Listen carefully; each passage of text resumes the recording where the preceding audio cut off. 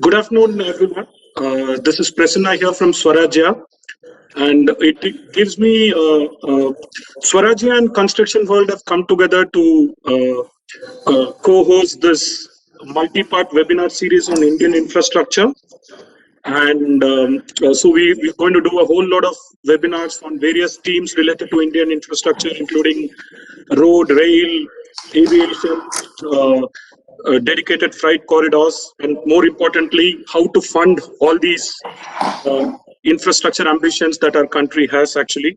And it gives me great pleasure and privilege today to have Amit Sir's Dr. T.V. Somanathan.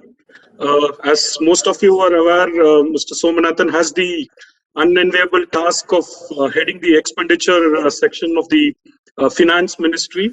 A very seasoned bureaucrat from the Tamil Nadu cadre, Mr. Somanathan has carried out various assignments during his illustrious career, and also his academic credentials, to say the least, are quite formidable. And to use a very popular phrase in the finance world, he's a tripler. He's a chartered accountant, he's a cost accountant, and also he's a company secretary. Besides his terrific academic credentials, Somanathan has also written copiously on various topics, and he's written a book on a subject which is certainly not for the faint-hearted. I think he's authored a book on derivatives, which is like something that terrifies a lot of us here, at least me for sure.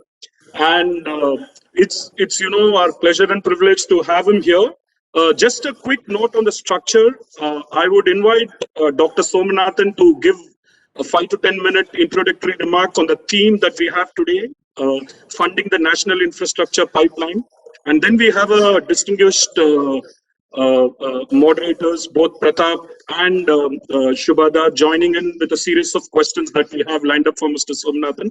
So without much ado, I welcome on behalf of all of you, Dr. T.V. Somanathan, all yours. The stage is for you. First of all, thank you very much. It's a pleasure for me to be here and to speak to all of you about the National Infrastructure Pipeline. I know that we are jointly hosting this, and we want as many people as possible to be interested in financing infrastructure, so it's a very welcome initiative. I thought that before I get into your core question of funding the National Infrastructure Pipeline, I might just say a few words about what is special about infrastructure in terms of its economic characteristic impact. Why is it different? Why can't it be funded the way that everything else is funded? So I don't want to be technical, but I would say there are at least two very important characteristics of infrastructure projects that distinguish them from most other projects in a modern economy. The first is most infrastructure projects, nearly all of them, have what in economic jargon can be called public goods effects. That is, that an infrastructure asset doesn't necessarily benefit only the user or the person who pays for it. It often has benefits and consequences for many others. So if you look at building a metro rail system, the financial returns to the metro undertaking are maybe insignificant. And the benefits of using the metro are not only to those who use the metro. If more people use the metro, people who use cars are benefited. They've done nothing to actually fund the metro or even use it, because congestion reduces on the roads. People who are building housing colonies are benefited because people are willing to buy houses that are further away because they can get to work quickly through public transport. So it's an example of how the social return to an infrastructure project, that is, the return or benefit to society, is often much higher than the return which is captured in the project itself. So what this means is that any attempt to estimate an internal rate of return or a net present value from the point of view of the project developer usually underestimates the social return on capital. So if you try to look at what's the NPV of the Chennai Metro Rail project, which I once headed, it's usually nowhere above 5%. Now at 5%, most people sitting in this discussion say it's not worth my time even talking about it. But the social returns are usually 19 to 29%. And that is why metro rail projects are built, not because they give a financial return of 5%. So This is very critical. It occurs in a wide range of infrastructure projects, including things like sewerage, where sewerage benefits are not just to the household that gets the sewerage connection. There's a big public health benefit to all others who otherwise suffer from contaminated water and open drains and so on. So the effects are very widespread. That's point number one. Point number two, most infrastructure projects have long gestation periods. So it is not that the project is necessarily non-viable in financial terms. It may in fact be even financially viable. But for you to reach that point of viability may take you 10 years or 15 years in some cases. And most lenders and investors have a horizon that is much shorter than that. And they're not necessarily willing to embark on a project which is probably profitable, but where you won't see any income until year 15. That's too long a horizon for most investors in the private sector. Now, for both of these, in fact, I'd also want to take a small aside here. I think that if we had invented rigorous discounted cash flow techniques, then the Suez Canal in 1869 would probably never have been built. But if you now take an exposed view of the Suez Canal, it was worth building it in 1869. If you take all the returns from the Suez Canal since 1869, even if you discount them with an interest rate, the kind of traffic that goes through that canal today, its volume, its value, couldn't have been anticipated in the 60s. And if we had been very rigorous about the analysis, we wouldn't have built it, because I think it would have showed some kind of bad financial rate of return. And people would have said, why is the government subsidizing such prestige projects somewhere far away in Egypt? Why should the British government care, and so on? So, I mean, the point I'm making is infrastructure, one, almost always requires some kind of governmental intervention or support to make it happen, even in a free market economy. And again, as an observation, I would challenge you to go around the world. You would find that most metro rail systems, just to come back to the metro rail, are in the public sector in all the capitalist countries. So it's an illustration of the point that the government's presence in infrastructure is almost inevitable. Second, a lot of infrastructure projects, I say this and it sounds very unscientific, but many infrastructure projects essentially involve in their last decision-making stage a leap of faith, an assumption that it will actually work, because not all of the variables can be captured in any kind of risk analysis or financial analysis. And what usually happens is that you retrofit the project to whatever criteria have been fixed, in terms of if you have a hurdle rate of something, then you anticipate the outer year returns to be higher, or if there is something else to be done. But basically, you choose the projects based on primarily common sense and a little bit of financial analysis, rather than on any deep financial and economic analysis. Anybody who tells you the contrary is, I don't think that's true, because I've seen a lot of this over a long period of time. So it is against this background that we're looking at this national infrastructure pipeline. It's 110 lakh crores over 5 years. And what I just said is just to establish that it won't get done unless the government is a big player in that national infrastructure pipeline. And we in the Ministry of Finance are acutely conscious of that. So how do we look at funding this massive infrastructure outlay?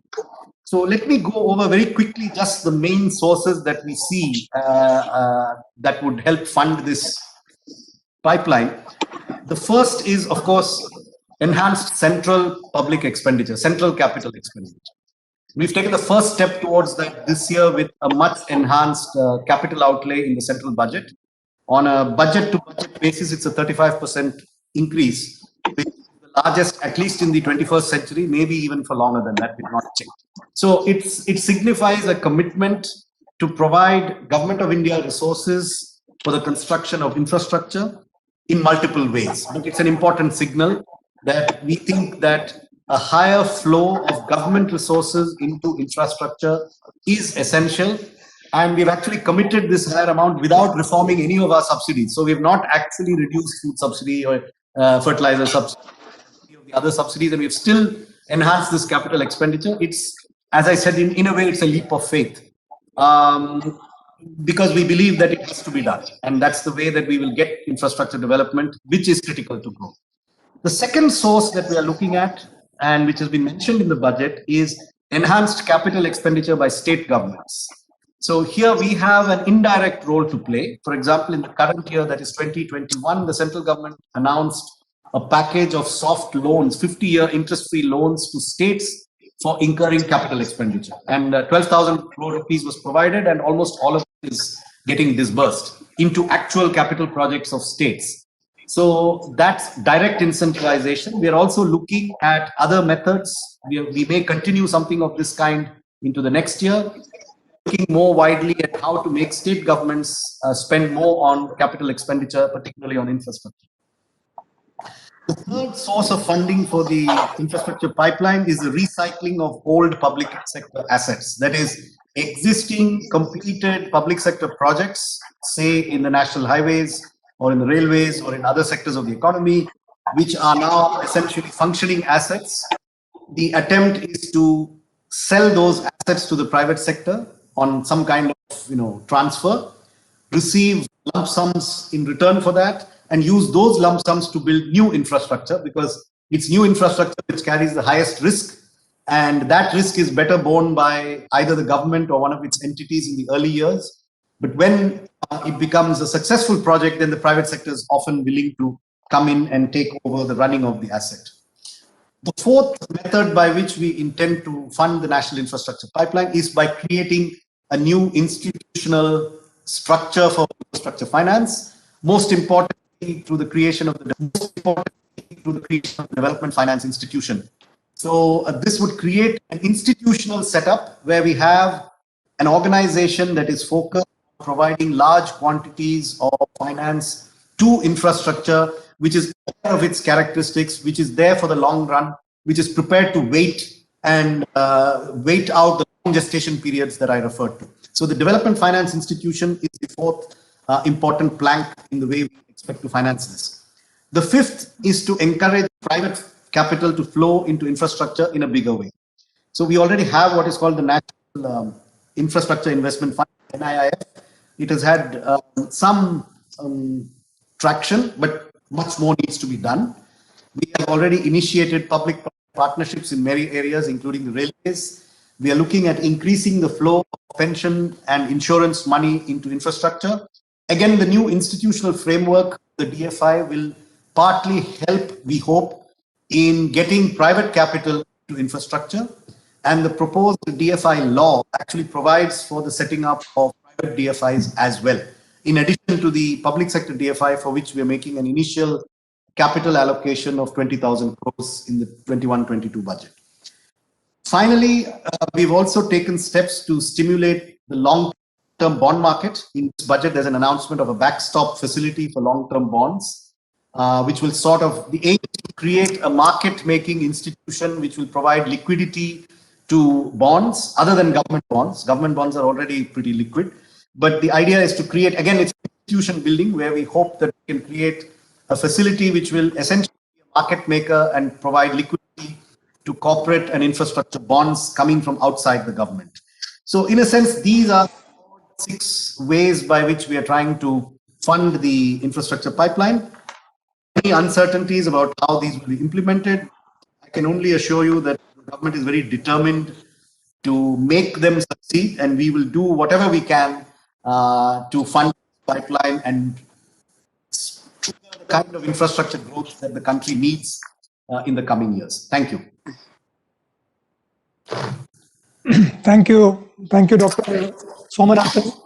That was an excellent perspective on the plan. I think, first of all, I must compliment the whole team for having done that so timely. I think infrastructure was the sweetest word we heard this budget, given the adversity and the kind of acceleration that we needed in the economy.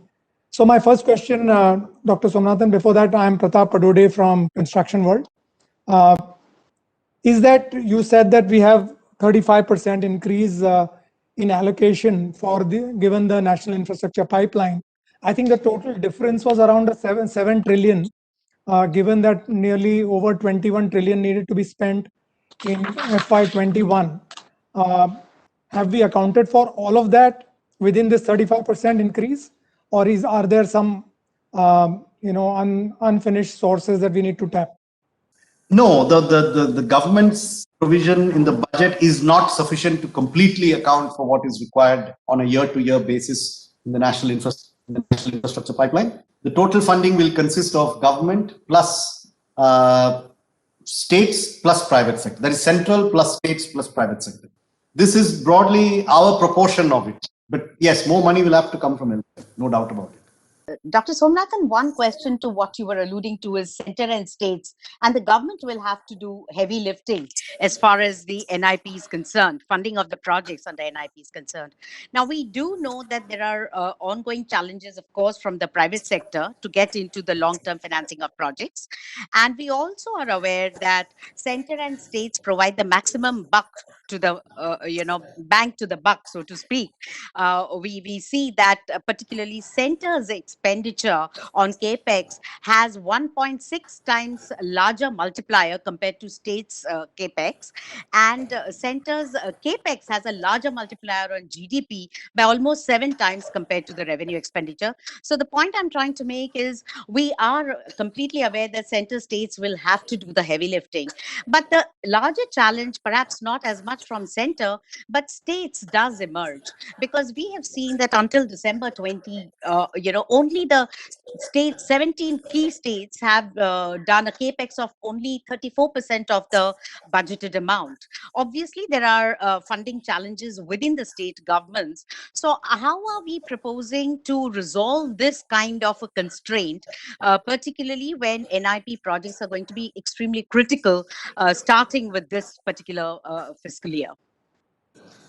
Yeah, I mean, incentivizing states to, I mentioned that in my opening remarks, but how exactly we do it, we have some thoughts on that. I don't think it may not be very proper of me to share it here first without having shared it with the states, but we are certainly looking at some kind of direct financial support, which we did, by the way, in 2021, because we knew that the states were heavily underspending on capital expenditure, which is why this 12,000 crore window was announced. You may say that that's a small amount. Yes, it is. But it was, again, a small amount on a small base. So I think what they would have spent without that would be much worse. So it was tied exclusively to capital expenditure. It was also tied to even settling bills on existing capital projects. So we were not necessarily giving it only for new projects, but we were willing to give it for stalled projects or even running projects where they have financial problems. So that was one method. That is something that could be continued. But we're also looking at ways of incentivizing the state to spend a larger proportion of its own budget on capital. Now, how do you do this incentivization is something that we have a few levers. We don't have too many. Yeah.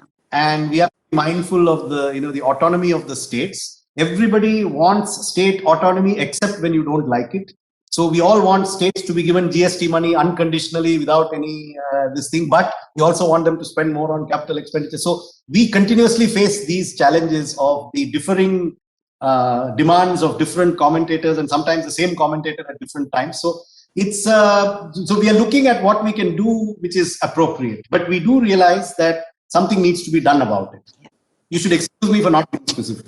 Dr. Somnathan, since we are also looking at foreign capital via sovereign wealth funds, etc., to finance infrastructure, and these funds typically look at something which is at least more than AA in terms of rating, and most of our infrastructure projects are below AA. So it is critical to enhance the rating to augment the access of these institutional investors. What can be done about that?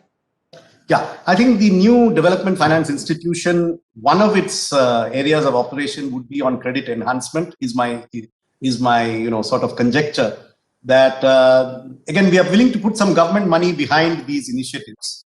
So if you have a project that is low rated, then we can upgrade the rating with a little bit of sovereign help in terms of first losses or some kind of guarantees or some backup from either state or central government. So that's an important aspect if it's an investment in a project.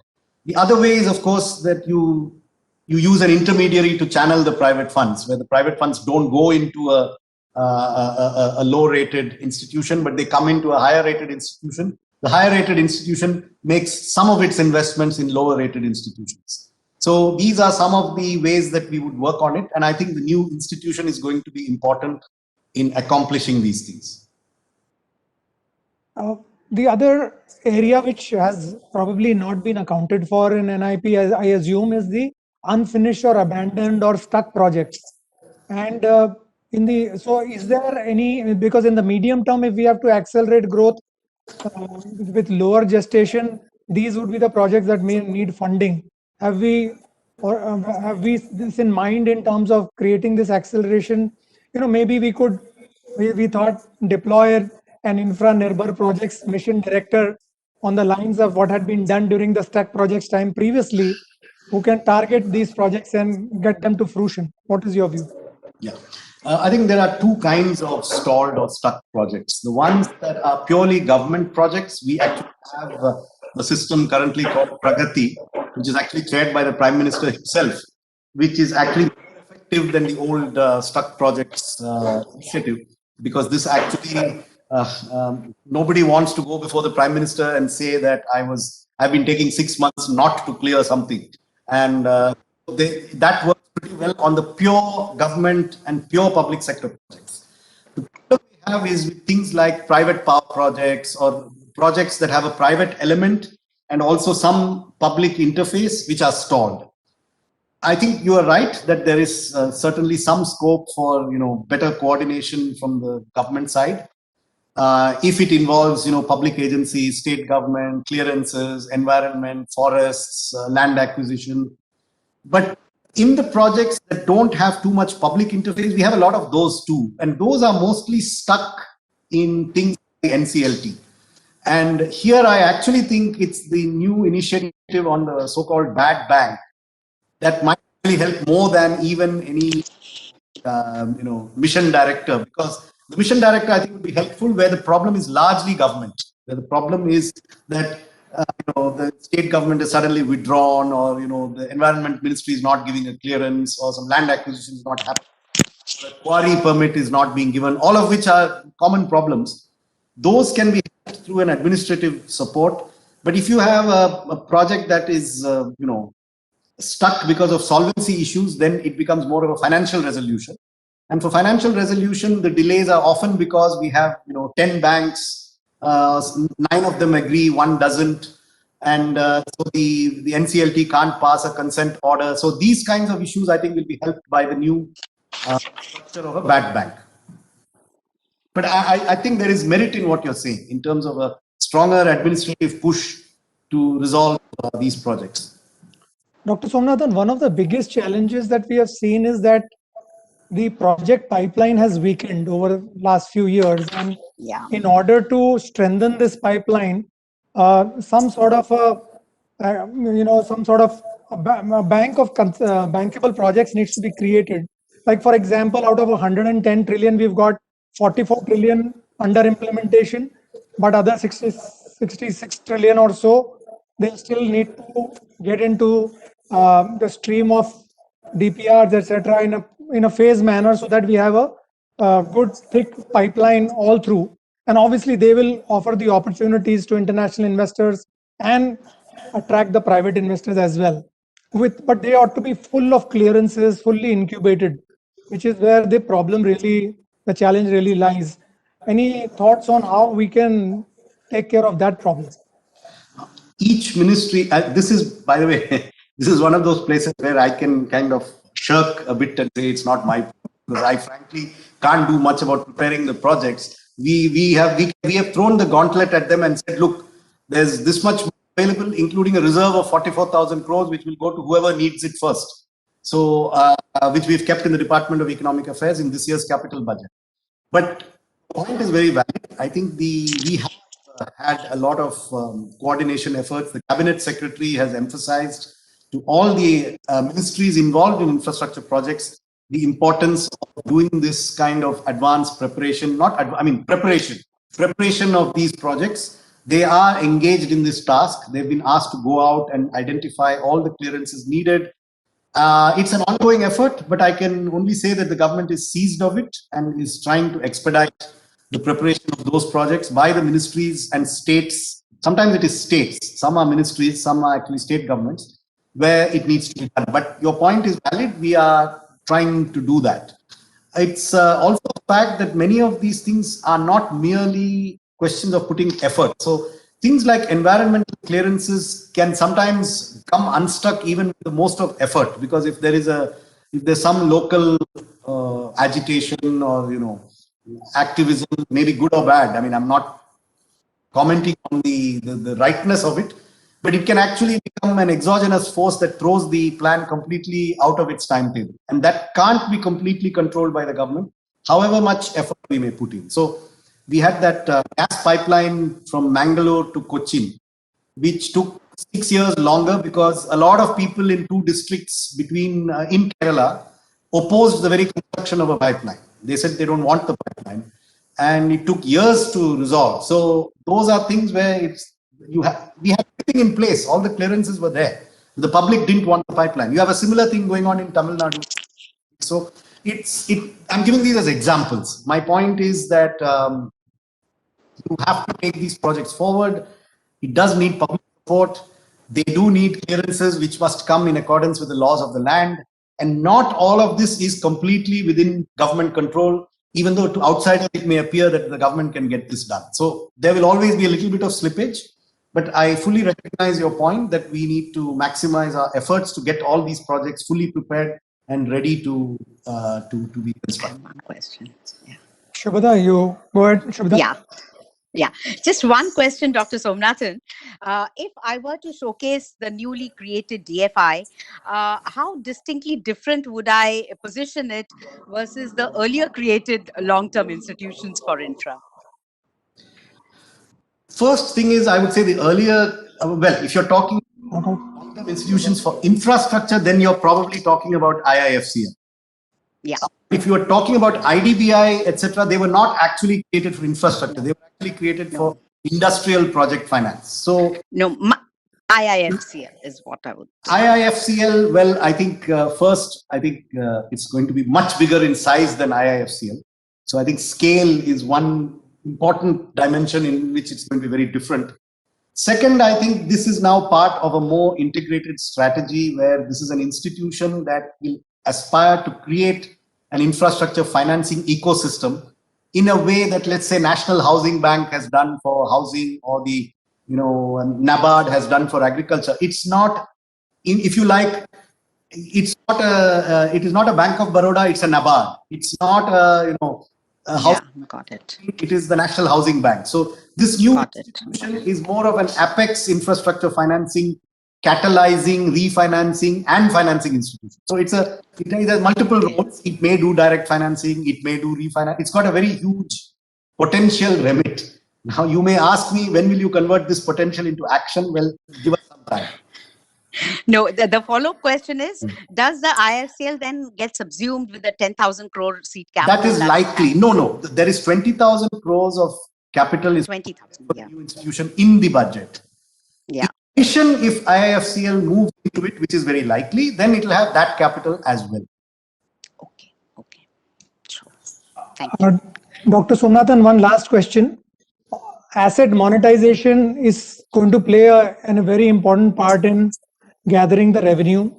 And as you know, this is a very, very difficult subject in terms of, bringing it from all the public sector and then putting it together. And that's why it enjoys a sense of a little incredibility, if you so, and from people. So we need to take care of that in the sense of actually demonstrating how this will be done in order to win that credibility back into this asset monetization program.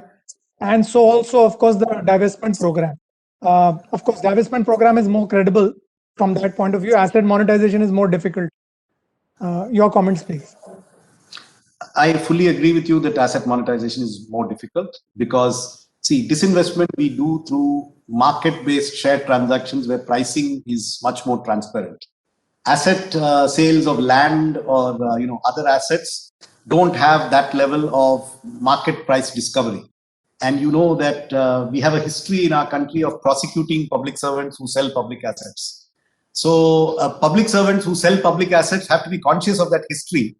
However, I think they also have to be conscious of the changes in law that have happened recently in the Prevention of Corruption Act, which in 2018 was amended to remove the section under which many honest public servants could be held guilty of corruption. because what that old section had was that if you had taken a decision and someone had got a pecuniary gain without public interest, then the public servant might be guilty of corruption. There was no element of guilt or personal gain or bribe or nothing of the kind. That is no longer part of the statute book. So I think that's one. Second, you may note that in the budget speech, we referred to the creation of a new agency for disposing of government land, which we said would be managed on private sector lines. So precisely because we see these problems, we are attempting the creation of a new institutional structure, and management agency of some kind, which, while being in the government, would be managed as if it is not in the government, maybe through a private sector, managerial arrangements. So that is the other way that we're planning to tackle it. And the third thing is, which I would say, is the mere fact that we are saying it is also important. We have not previously said privatize. We have said it now. So that reflects a certain change. How important is that change? You may say that you are waiting for the action. Well, you're right to wait for the action, but we intend to act. So. Thank you, Dr. Somnathan. I think it's been wonderful the way you have laid out the entire blueprint for the national infrastructure pipeline. And I think most of us are going to carry on this discussion forward. You've given us a lot of food for thought. Thank you very much. Thank you. Thank you, Dr. Somnathan. Pleasure. Thank you. Interacting. Thank you. Well, so I think Dr. Somnathan has given us a lot of food for thought, and he has virtually touched upon a lot of those issues which we all need to debate. And so let me start the question session. So Bharat, the first question to you, that do you think large volumes of foreign capital or sovereign wealth funds, as I asked Dr. Somnathan, do you think they would be willing to take this risk to come into India and invest that money for long-term infrastructure? Sure. Can you hear me well? Yes. Sure. So thanks a lot for having me here. In fact, if I could step back and say that not only foreign pension or insurance or sovereign wealth funds, why should even insurance in India or pension in India should not be investing? And that has been my continued conversation with the DFS whenever I go and meet them. And the common pushback which I get from them is that there is this big risk in the Indian infrastructure assets, which I actually beg to differ. In fact, I'll go one step further, having kind of wetted my hands and dirtied my legs on the ground. Is that Indian infrastructure assets, the way we constructed, the way regulatory regimes actually work, is actually one of the best assets for long-term investors. I would say that's very, very important to note, because you are able to lock in high yields over long duration and tenures, which unfortunately isn't available even in the government bonds, right? In terms of the way one could structure it. So the key issue here is that the long-term investors want butterflies and we give them caterpillars. That is the big challenge. It's not the asset. So people just confuse assets being bad, which in my view isn't the right understanding. And that's where I think domestic investor or foreign investor, both are smart investors. They are here for yield and getting the tenure right. Long-term investors want 30-year maturities. And we give them, 10-year government bonds, which has repricing risk, which has so much of other risks as well, which they are taking. But unfortunately, they don't have tenures and maturities of this size and magnitude, which is what we need to give them. But before that, why will this capital come, whether foreign or Indian? I think 4 things we need to get it right. And if we did, then actually this whole black spot on the infrastructure assets being bad, as it is said to me, will actually go away. The most important thing there is the governance bit, which is talked the least. But if in this ESG focused world, especially foreign investors, and I think it's applicable even for Indian investors, governance is going to be single most important thing which will separate men from the boys. And I'm not talking about the historical situations of thermal power plants and stuff like that. Yes, we saw, in fact, I saw a thermal power plant where a rail line was passing from the middle of the thermal power plant, which never ever happens. But it happened, it got financial closure, it got into construction mode, and then it got stuck, kind of situation. But people think, no, this is the things of the past, it doesn't happen anymore. It just happened 2 weeks back as well. Earlier it was thermal power, now it is renewables. That we have a situation here, just last month a bid happened on renewables, wherein NTPC said on their conference call that they submitted 3 bids and 2 of their bids never got opened, and a private guy kind of walked away with the bid. So as a foreign investor, very clearly, when we have this kind of government governance misses, and then they invest in these kind of assets which are in a way sort of negotiated kind of bids, we are inflicting that risk of question marks being raised later on, and hence assets not meeting the ESG standards, and governance has become very, very important. So we have to get this governance right. If we can, then the capital will flow. Second is the structuring, that we have to match maturities and tenure as far as these assets are concerned. Just imagine, compared to giving a 10, 12 or a 15-year bank loan, which is what we typically have done for the last 20 years in the Indian infrastructure space, if we can match maturities of debt with the asset life. Just to give you that, for a 30-year toll roads, if the annual repayment is just 3%, just imagine how well the debt coverage ratios will be of that asset compared to putting in a 10-year bond or 12-year or even 15-year bond, right? So structuring is equally important, and that leads to defaults just because there is a mismatch on cash flows versus the maturities. Third is, don't inflict the risk which these guys can't take it, especially by the government or government agencies. And a classic case is, we don't have to go too far. Just last year, we had a toll ban, and none of the contractors got any compensation back. All of them got extension of concession. Well, my debt repayments are this year. My dividends to my infrastructure trust is this month or this quarter or this year. What will I do with the cash flow which comes like 30 years out? We all know this problem. It has consistently been coming. Yield investors don't pardon us, because they are, here is like, you have to play by rules of the game.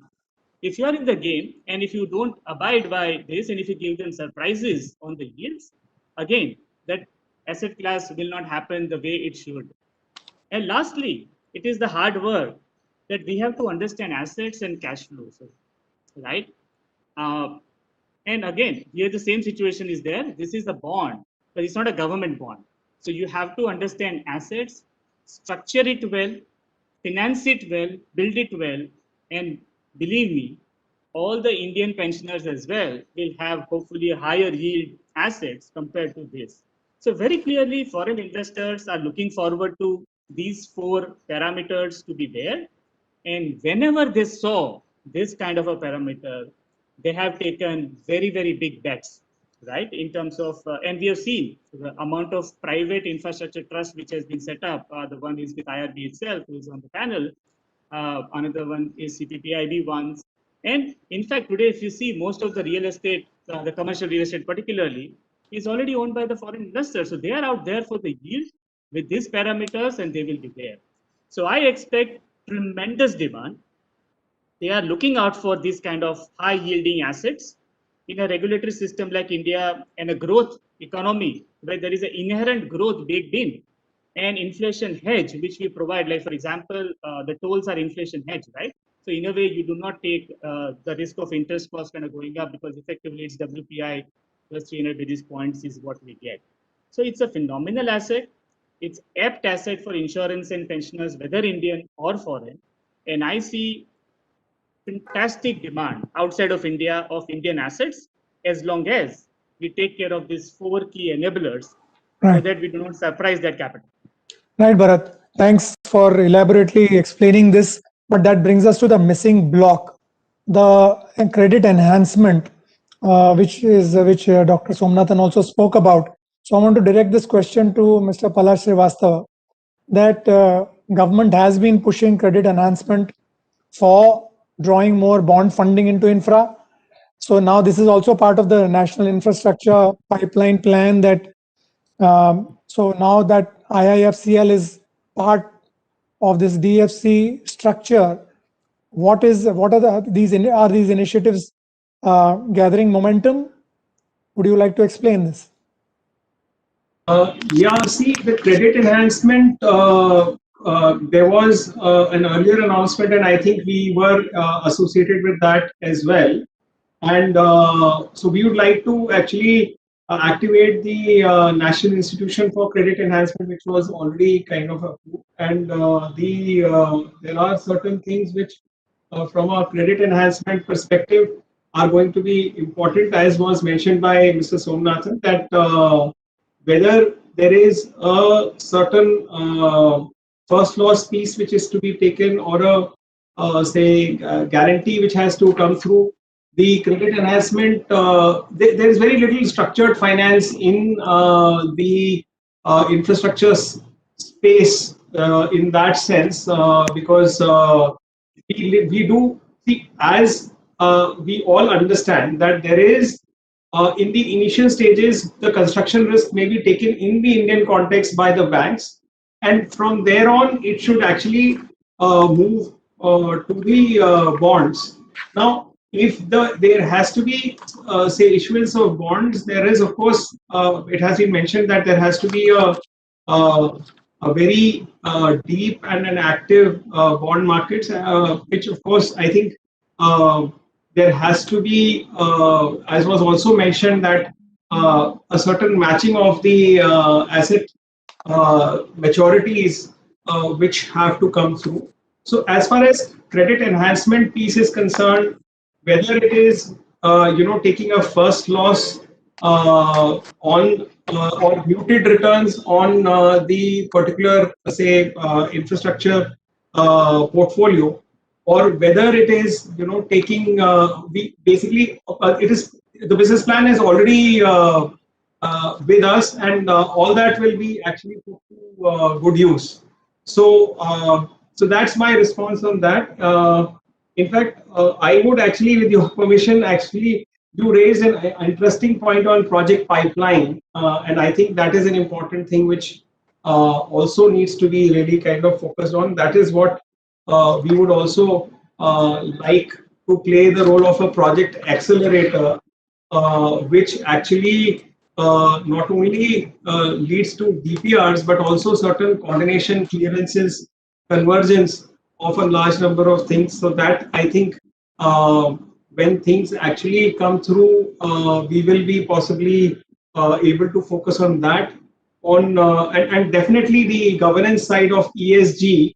So at IIFCL, we have also got the green finance rating exercise, which is already also underway. So that will also help in credit enhancement. So that we are right now working. We have already kind of worked on one project which has been rated, and if there is a such a pipeline, we are looking at least 3 more to be done quickly, so that then we are able to create a say rated pipeline for infrastructure projects. And that will actually, as you rightly said, there is definitely a market for, say, if you match the tenures, then insurance companies and pension funds to invest into Indian infrastructure. And we are trying to sort the governance side of it. And we would like to actually we understand that the pension funds and the insurance companies are very keen on seeing ESG compliance, and so we have readied a template which will also be rolled out. Okay. Taking the same point forward to Mr. Sunit Maheshwari, So this creation of this development finance institution, how do you think the DFI can actually fill in the gaps, what we are talking about? And hopefully it does not remain unfulfilled, yet to be fulfilled kind of a situation. As NIIF also, Dr. Somnathan said, needed to really work harder at this particular portion. Okay, I think I want to address two things. Number one, I have been one of the few people who've been talking about DFI for a very long time. You see, one common thing we have to understand is that project financing is not banking.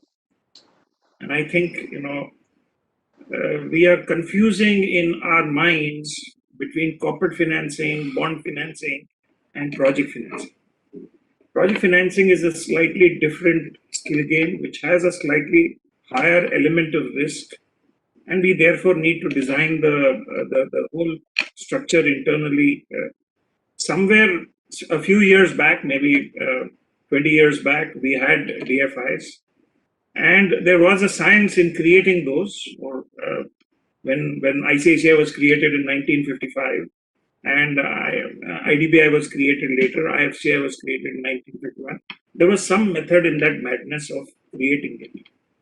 And it was basically the bank financing, working capital financing, corporate financing would be done by banks. Project financing would be done by institutions. Somewhere we lost that identity. So clearly, the fact that we intend to do something with respect to DFI, and we intend to have a new DFI law where we will have this institution as well as some more, I think it's a welcome sign. Having said that, I have a few things. I think one of you mentioned about if you look at the current government, there are enough DFIs within the government. You look at HUDCO, you look at PFC, you look at REC. And these are single asset financing institutions, essentially. And therefore, from a market dynamics point of view, they have higher risk. So essentially, therefore, needing government guarantee. What we probably need is 3 reasonable sized DFIs.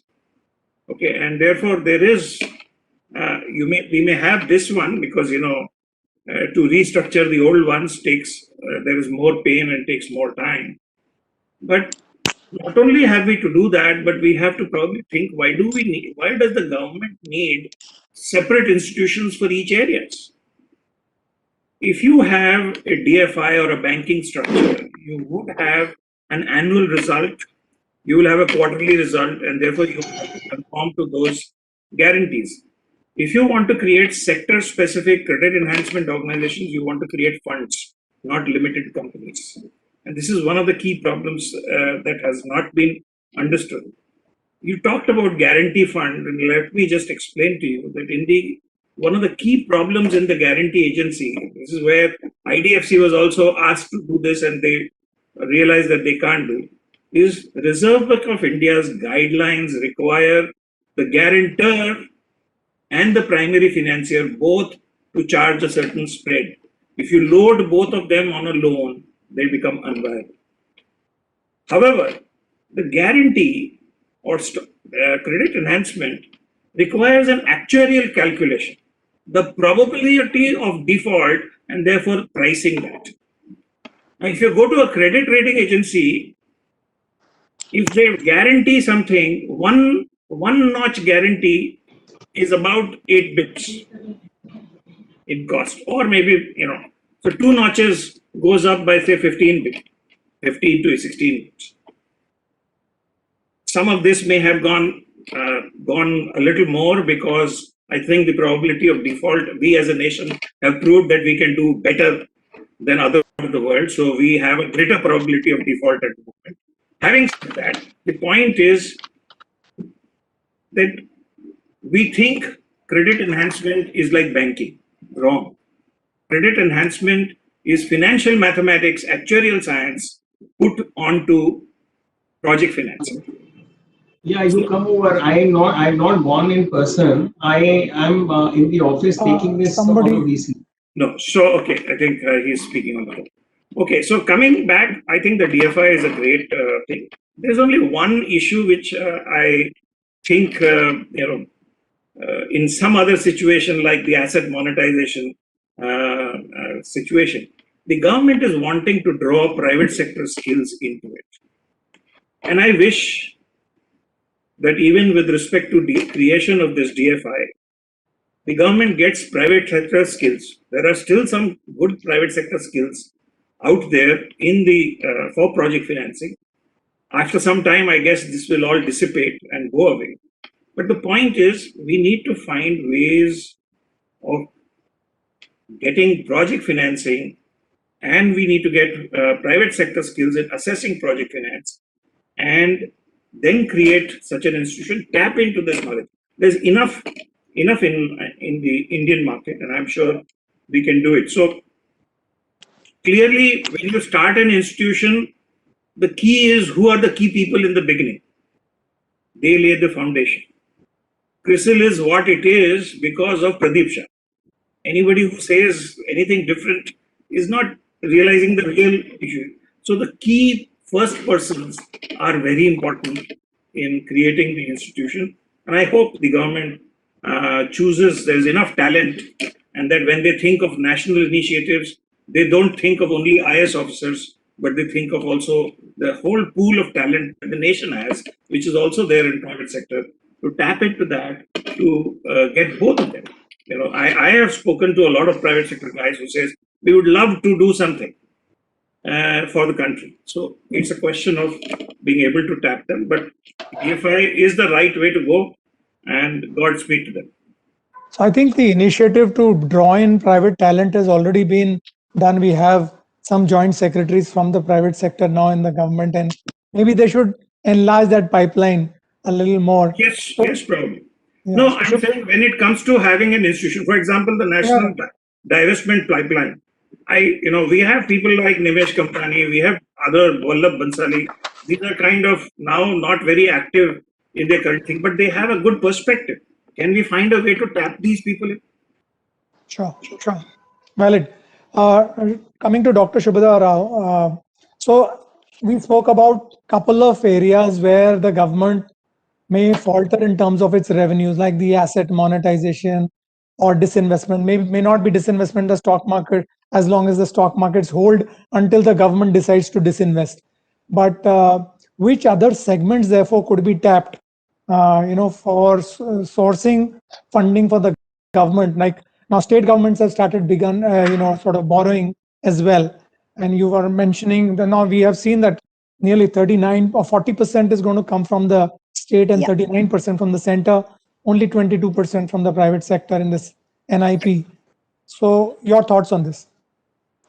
Yeah, I think a very valid question, Pratap, is because two questions. One is this budget expenditure is significantly hinging on the success of divestment. Now, of course, the past 2 or 3 years, we've seen, government not being able to meet those targets. But in this forthcoming fiscal year, we expect government to hopefully meet this target simply on couple of assumptions that a lot of groundwork for the entities that have been identified for the current year has already got done in the previous year. Yes, equity market, the state of equity markets should, be supportive.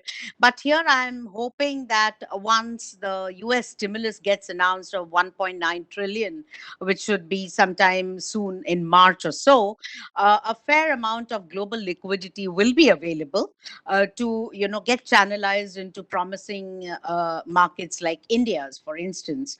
Of course, execution of the disinvestment plan is the key, which has been all year long. But coming to a very specific point that you asked about what else can be garnered by the government. So obviously the budgetary resources will be a large part lot of funding requirement that will be needed, because over the last 2 years, we've seen capex build up fairly significant. In fiscal 21, it overshot the budget estimates from 23 to 31% growth.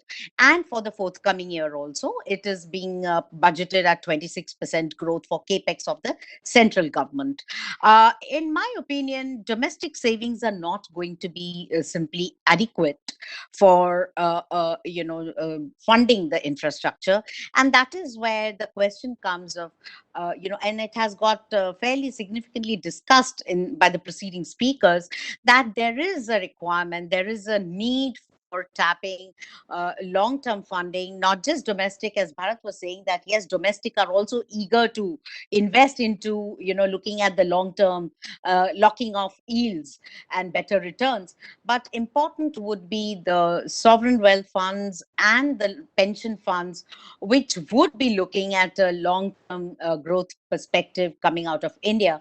Let's not forget, India is, of course, we have seen a much sharper cut in growth in the COVID year, but the ability of India to bounce back, we have seen many episodes, right from global financial crisis to the taper tantrum to now COVID. India has the ability to recover and bounce back. So that should be, taken up as an attractive point enough to be able to attract global capital into the country, because pure domestic savings are not going to be enough. LIC and long-term institutions are there, but pardon me for saying, but I think they are already getting overburdened, and we perhaps need newer avenues to get into the long-term financing of infrastructure, particularly designed along the NIP lines. So budgetary resources, global capital, that combination should work. And let's not forget, it's an allocation over 3 to 5 years. And if we get our design correct, we should be able to get that capital, exuding confidence to the global guys that we are here for policy predictability and so on. Yeah, thanks, Shubhda. I think if Mr. Sudhir Hoshing is around, I don't see his video, but I was going to come to,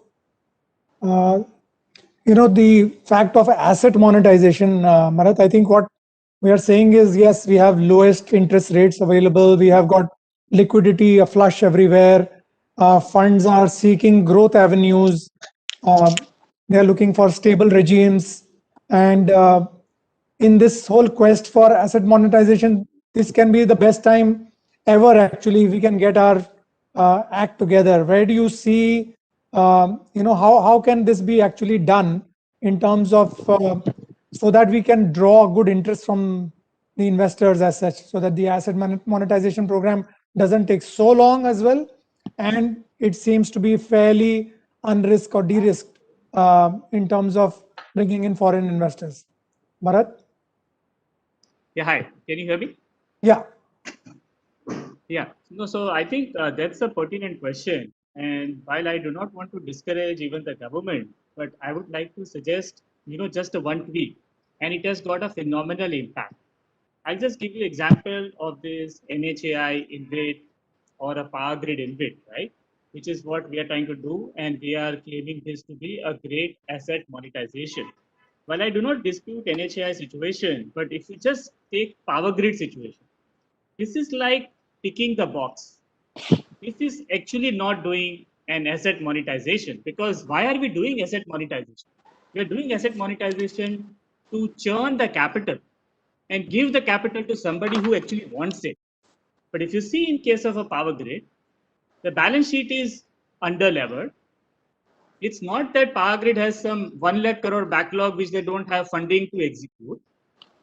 It is also not a situation that power grid is selling assets in the market but is not finding any buyer, and hence this kind of InvIT structure is required to monetize it. I am all for asset monetization, but if I was given the mandate, I would actually monetize the state transmission assets, which are equally good, but it is those state utilities which actually wants that cash. It is that asset which is stuck out there, which nobody is willing to buy. If I could structure a state transmission asset into an infrastructure trust, maybe that will make sense, even if I don't want to sell it completely, but at least kind of monetize it via trust. So what I would say is that the model is fine, design is perfect, but what you apply this template on, we as a country are taking sort of an easy way out by trying to, force in a way, if I can say, Power Grid to sell its assets when actually they do not want to sell asset and neither do they want that cash. They have actually a problem of growth kind of situation. So I think we should, the biggest missing link, if I have to say, is to find assets where there is lacking of capital. And biggest scarcity right now is not at the center, not at the private also, it is actually at the state sector. And we need capacity building, we need monetization at that level. And few of the states whom I speak to actually are pretty open about potentially monetizing it, get the cash in, and probably spend that money on, say, maybe power distribution, and get their acts together on distribution where they don't have kind of money to spend and do the capex. So I would say the missing link actually is to apply the right template on the right situation, which will give the biggest bang for the buck. And I think that will do a lot of good to actually this funding gap, which you rightly highlighted. So, what it appears to be that actually in the interest of agility, maybe the states ought to be made to be free in terms of making the moves on asset monetization by themselves, because they know their assets better. They have their own bureaucracy and hierarchies to look after, which will be distinct from the center to state kind of a situation. So in those areas where the states have autonomy, they can actually take those assets to the market while the world is awash with liquidity. Palash, what do you, on asset monetization, what are your views? Yeah, I in fact just wanted to update you on two initiatives that are on, precisely on the point that Bharat has made, and I'm glad Bharat and I have been able to kind of take a few points from Bharat forward. The first initiative is that at the state level, there is of course, as was mentioned by Subhadra, that we have far more now financing buoyancy, especially in the southern states. There is a buoyancy. At IFCL, definitely on the road side, of course, state road development corporations, there has been a certain effort which has been initiated, and there is a lot of capacity building at the state level for creating InvIT-like structures, which is actually on the we are actually kind of progressing on doing that. The second is most of the states want investment managers who they can really kind of trust. So there has been a thinking, there have been some discussions in Niti Aayog also of a state promoted asset manager who can actually take up a lot of these things on asset monetization. So this time I would say thinking is very real, and very, very concrete steps are actually I don't think I'm at liberty to actually discuss a lot of things here, but there are certain things which are on the cards and on the annual, which hopefully don't seem like what the example that was just now made about the PGCIL. But I think real asset monetization where real money is required. So Suneet, I would like to address the same question to you, because you've seen it from the private sector angle. Also, this asset monetization program where you have to put together an SPV and let that roll into the marketplace. So, given the government's whole baggage, how do you see that they can do a successful capital raise for this asset monetization program? Actually, there is another. So, first thing is that they need to prioritize. They need to talk to a few of the people who will be there on the investment side through appropriate market intermediaries to really assess some kind of prioritization as to which kind of assets are more easily accepted and which kind can be, need some more structuring. Because if all of it was to hit at one time, it's not as if it will lead to success. So there has to be some sequencing in terms of things which are clear, things which are easier, things where some more work needs to be done. So the most important thing with respect to asset monetization plan, I think, is sequencing, because the investment pool that is available gets confidence if the sequence and the pipeline is set right. So I think, so for example, just to give you a highlight, if IDBI Bank's disinvestment happens better, in a much better planned way, the value that market will give to other bank disinvestments will be better. And I think that's what I'm trying to say. So first few good successful implementation will get you better response even later. So I think that's one.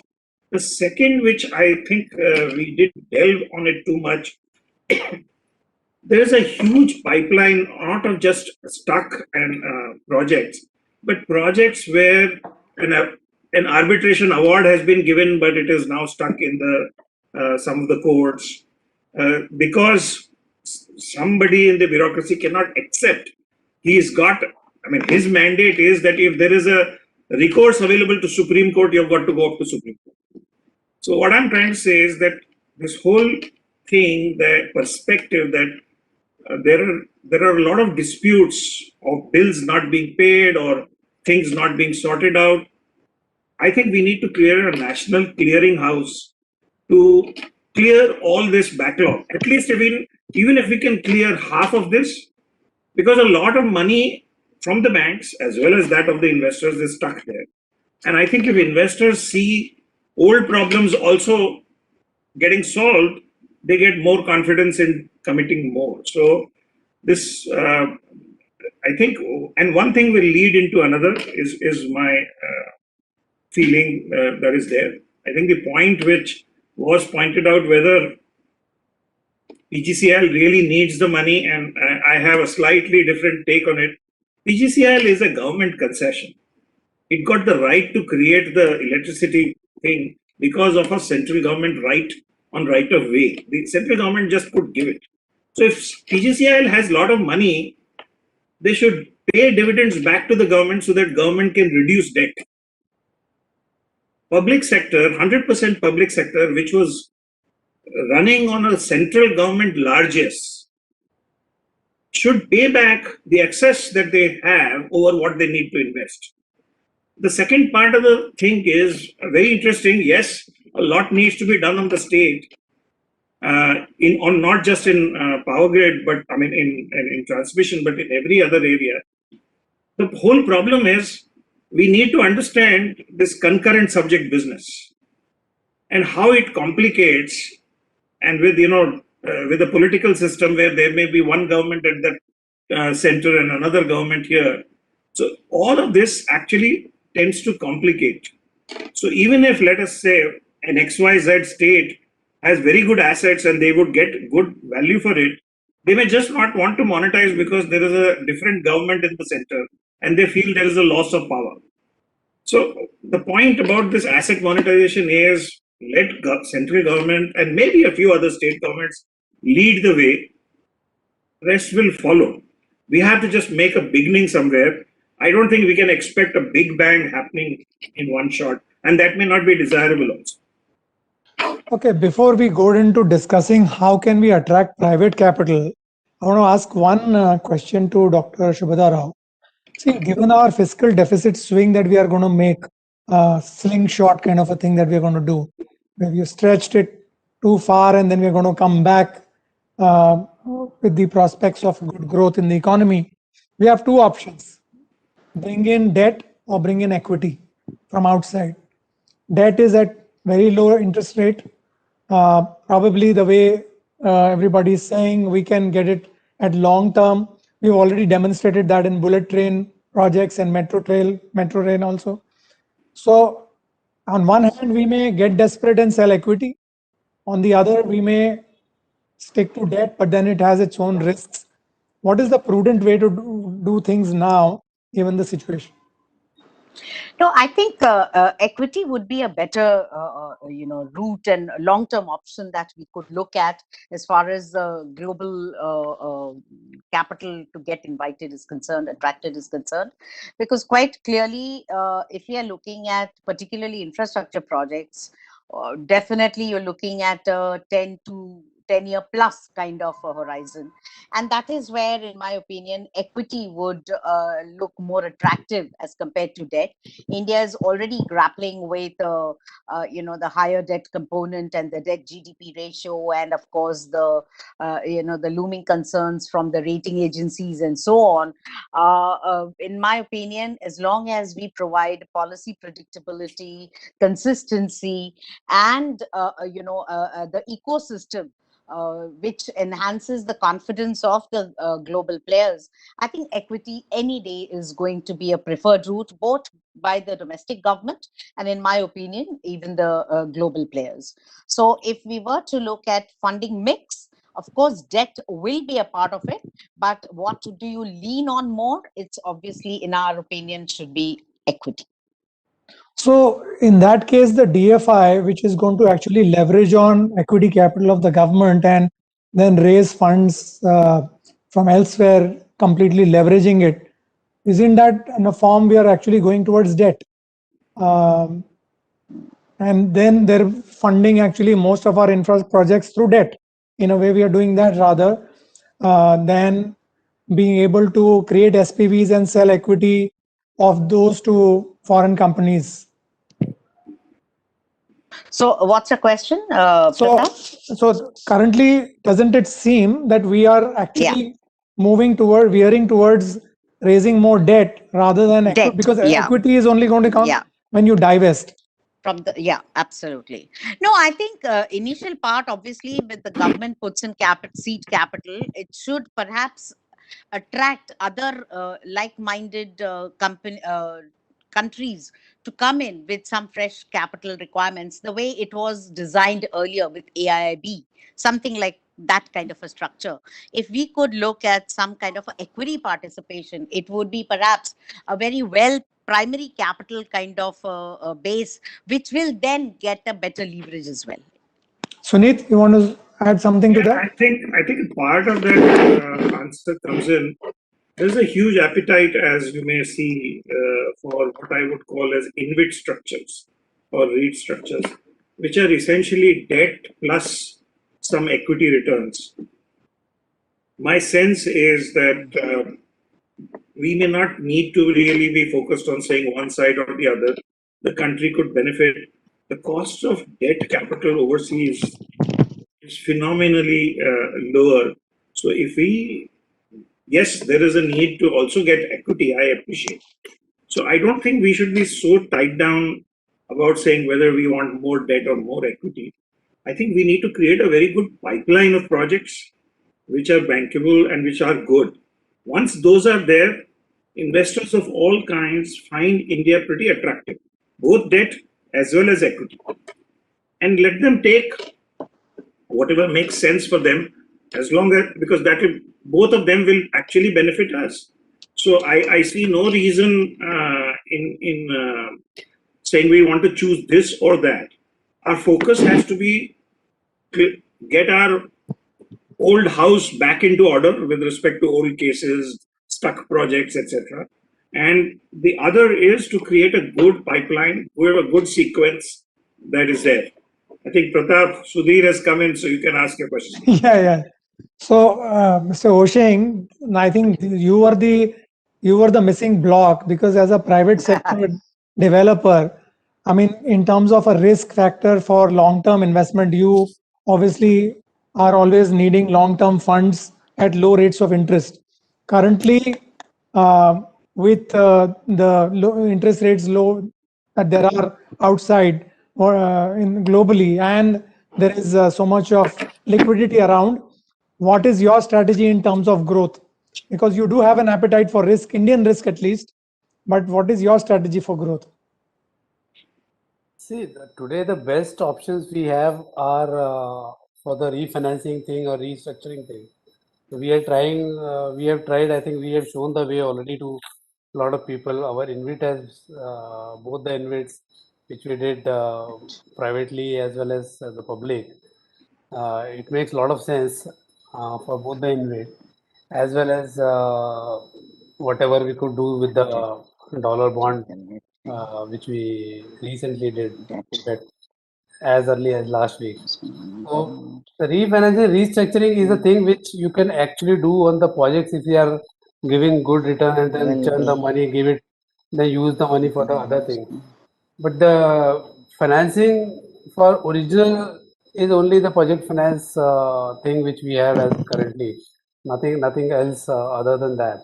So that remains a question, and of course you are depending upon the same community all the time, and we have to we are always going to same banks, and that is also one way good because they have also now understood what are these projects about, what are the things to be seen, and they know their risk, we know our risk, and things are quite settling there as far as financing is concerned. So, Mr. Oshing, still, the private capital currently is shy. I mean, and even though we are expecting 22% in the national infra pipeline, that's a huge, tall order of more than 2.2 trillion to be brought in from, private investors. So, what do you think should the government do to attract better private capital? So, what can be done? What is needed by the private developers?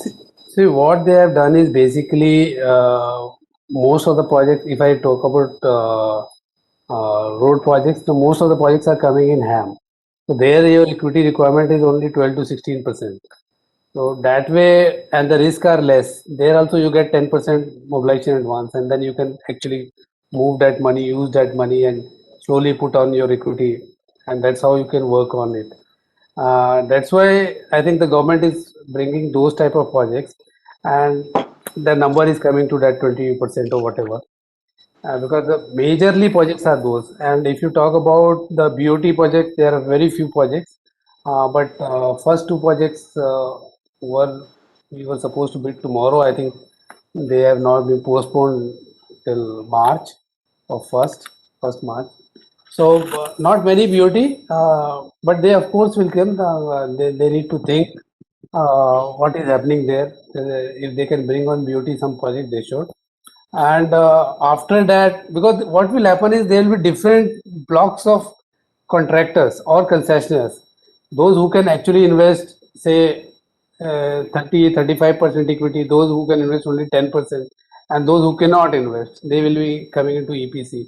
So those type of blocks they should know, and that is how they should bring in the projects.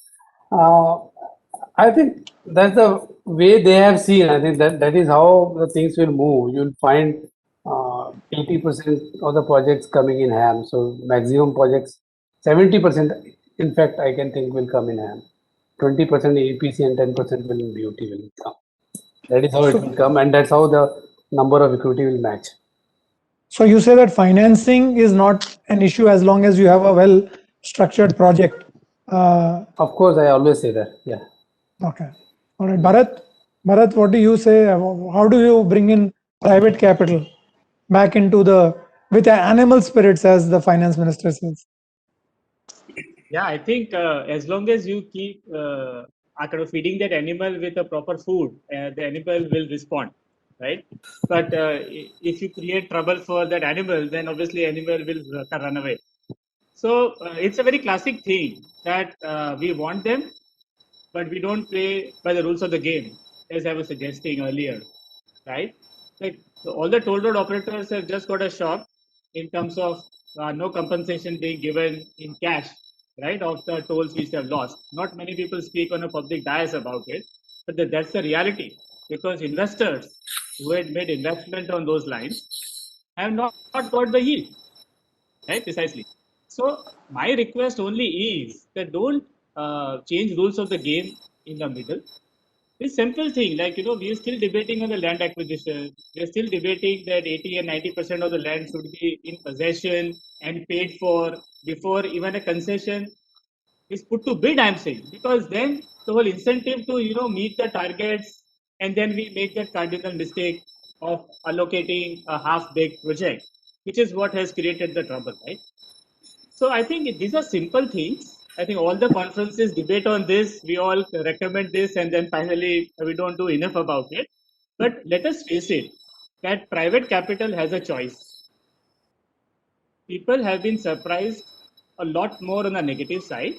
As long as we reduce that surprise, I think private capital will come thick and fast because they are not here for charity. But if they see healthy returns, they are the first guys not to come, I would suggest. So this is what government needs to do, is to give out concessions which are well baked, don't change rules of the game in the middle, and please consider the first P, which is the public. Because after allocating a concession, we forget the PPP ka first P, and then we focus that, okay, all the problems are of the private guy.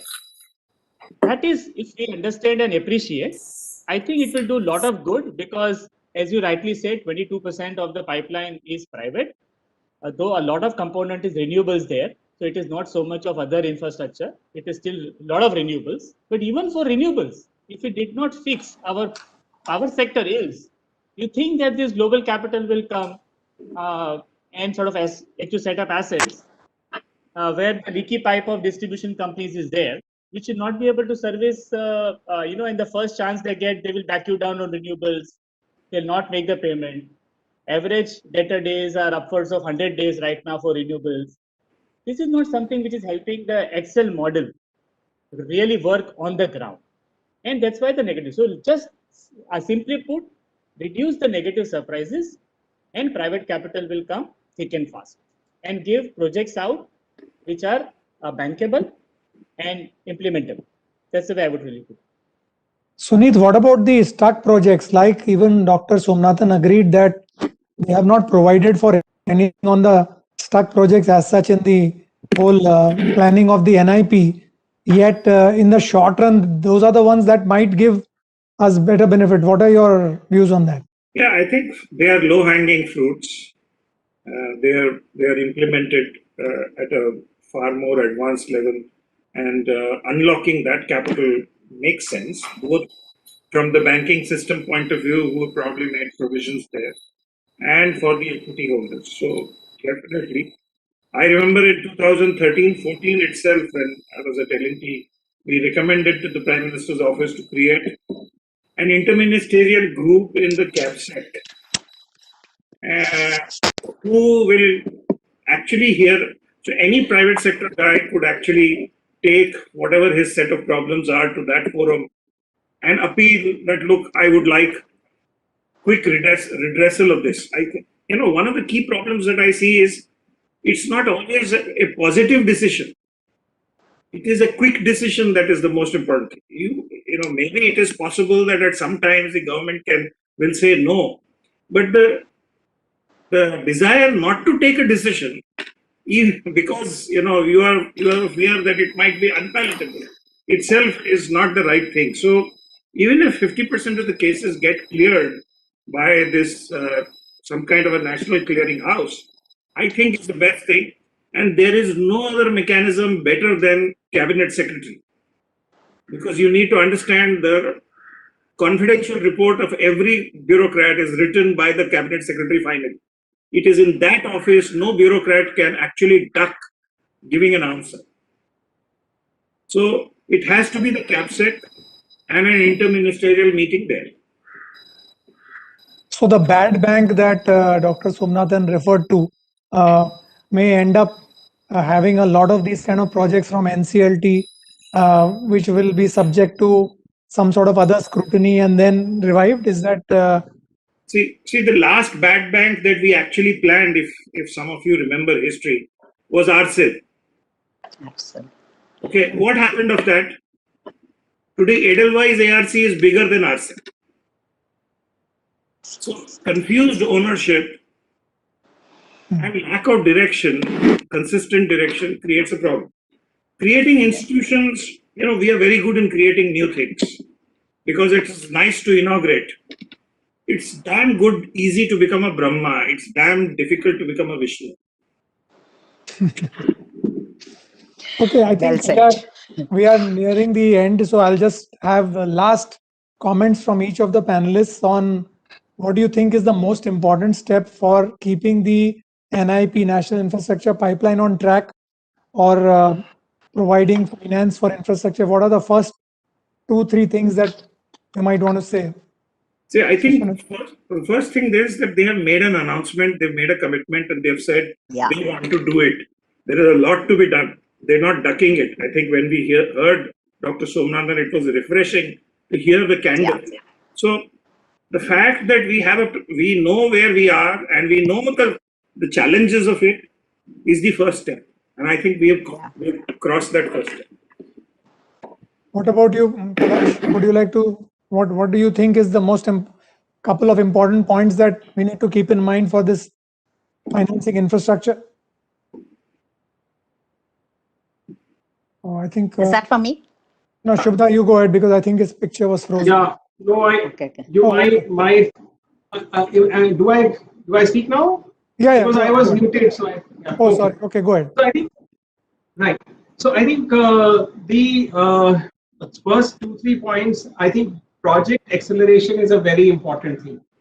And I would agree a lot with what was actually said, that project acceleration not only means new DPRs being made, but also streamlining a lot of approvals and coordination issues. So one is not sure how it will pan out, but definitely a national infrastructure DFI would actually at least give a nodal position even in the states, and there is a definitive outreach to the states which is actually proposed, which is proposed. So I think a bigger and I think a more integrated, I think was the two words that were spoken of by Mr. Somnath. I think these are two important dimensions which we will have to actually look for. Asset monetization is a very important dimension which we will basically be looking at. So I think between these three, I would say, so first is project preparation, and aligned to this is project development as well, where we saw a lot of UMPP kind of constructs earlier, where there are ready, projects which are fully made bankable, and all the risks have been allocated and managed in a concession framework. So that's the first point. The second point is definitely more integrated. So one doesn't know whether this will pan out as a state level bankers committee or a similar kind of a structure that as for coordination, but there is definitely a state level at least, and if not say the first 60 cities or that kind of a situation which is being looked at. And the third is definitely on asset monetization. Okay, Shubhda? I think while project identification, asset monetization can go on parallelly, but to me, the underlying key factor would be how best are we going to nudge the state governments to get on to the spending on capex. And Dr. Somnathan spoke of incentivizing structures, getting planned out for the states. I think time is of essence. The sooner we get all the framework ready and up and running, quicker would be the time frame where we start implementing all this. See, for me, the major thing would be, the project has to be bankable. All those things you have said is all okay. My final thing is whether you're going to see those projects are going to see the completion or the light of the day, because this is a very important point, because so many projects are coming and we have a lot of concessionaires or contractors who are doing these projects. But at what rate these projects are going? Nobody is checking that. I am doing at minus 20%, minus 25%, minus 15%, and HAM projects are going at a crazy rates. Those projects cannot be done at those rates practically. And those projects get banked also. I don't know how. And I don't know how NHI or whatever this authority, they give those projects. So why should they? I mean, this we have been asking for many years, that you should have some criteria of saying that below this I will not give, and that should be your internal number. That should not be known to others, because then that number will start coming. So that should be unknown number, which is only known to certain committee member, 2 or 3 people who approve those projects. Otherwise, what I have seen, somebody who has a 200 crore net worth or 150 crore net worth has today taken projects worth of 8,000 crores. 8,000 crores. The net worth is 200 crores. And you are depending on him to complete the project. Impossible. You are going to see 2014, you are going to see 2010, these projects will never be completed. I told this when the BOT projects were going crazy. That time I told member chairman that this is what going to happen. These projects will not be finishing. Then again we will be talking to Mr. Sunit and he will be saying what we should do about the projects which are there already and not seeing the light of the day. Why ask those questions and do the wrong today? So Right. that's my So, thinking. classic L1 situation and pre-qualifications. Yeah. So Bharat, your last words. Sure. No, thanks a lot. I'll take that as a privilege. Actually have heard all the wisdom and then probably summarize that if I can. But yeah, I think the most important thing or the missing link, if I can say, is that first of all, we need a 30-year plan for each and every sector. Because here is a situation where the national waterways wants to take away traffic from rail wants to take away traffic from road, and the expressway also wants to take away traffic from the national highway. Now, as an investor, frankly speaking, my foreign clients are thoroughly confused that what do these guys want? And the guys have auctioned like just 5 years back this national highway in Rajasthan and in Gujarat and all of those places, and in 5 years time, by the time they have not even finished, expressways are going to be ready and are going to compete. And our rules are such in concession that there is no way you can prove, because this is like 300 kilometers away. How are you going to prove this thing that this is a competing road? And just imagine the 30-year risk which we have taken. So I'm not taking just roads. I'm just saying for power, for transport, for every sector which is where you want to give a 30-year concession, government has to frame the rules that where the focus is going to be. Because for a minister, it's nice to say that, okay, now I'm going to decarbonize and hence I'm promoting rail. What about the road concessionaires? They've invested billions of dollars, right? The first 30-year plan is very, very important. Second, do not change rules of the game, as I've been consistently saying. And the third and the most important thing is actually the stress assets, which, like Sunitji very rightly said, that somebody needs to do something about it. Because I'm thoroughly worried that for the last 3 years, though banks may have written off thermal power plants, that doesn't mean anything. These are national assets on the ground. It is junking, and many of the bidders are now running away. Like last 2 months, we have seen 3 bidders actually ran away after putting in a successful bid just because for 18 months nothing moved. Now these are national capital. The writing off doesn't mean anything. We have to preserve them. There is no national preservation authority. There is no guards. The steel is junking there, nobody cares about it, just because I have written it off in my balance sheet, right? But as a nation, somebody in the cabinet secretariat or somewhere, somebody has to think on those lines and have a plan to revive. NCLT, unfortunately, has failed to a great extent, at least in the last 2 years, for one reason or another. So I will not blame anybody. But executive decisions will have to be taken, because these are national assets which are going waste. So I'm seriously worried, and we can revive a lot of capital out of this stress asset itself to build the next set of assets if we can do well. So these are the 3 things I would suggest. Wonderful. Excellent suggestions, panelists.